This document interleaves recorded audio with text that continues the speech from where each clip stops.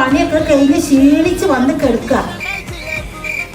ഒരു ദിവസം അവനക്ക് ലീവ് ഉണ്ടെങ്കിൽ ഇജ്ജി ഒച്ചയും ബഹളവും ഒക്കെ ആയിട്ട് നടക്കുക. അവനവിടെ കിടന്ന് ഉറങ്ങിക്കോട്ടെ. ഒന്ന് പതുക്കെ സംസാരിച്ച് പതുക്കെ ഒച്ചുണ്ടാക്ക്. ഓന് സദ്യ ചെയ്യണ്ടില്ല. മോൻ കിടന്നോളി, മോൻ കിടന്നോളിട്ടാ, മോൻ കിടന്നോളി.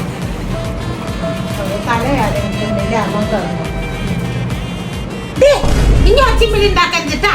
മോൻ ഉറങ്ങിക്കട്ടാ. ഒന്ന് ഉറങ്ങി എണീച്ചാ ശരിയായിക്കോളൂട്ടാ. ഇനി ഒച്ചും പാടൊന്നും ഉണ്ടാക്കൂല. ഞാൻ നോക്കിക്കോണ്ടിട്ടാ.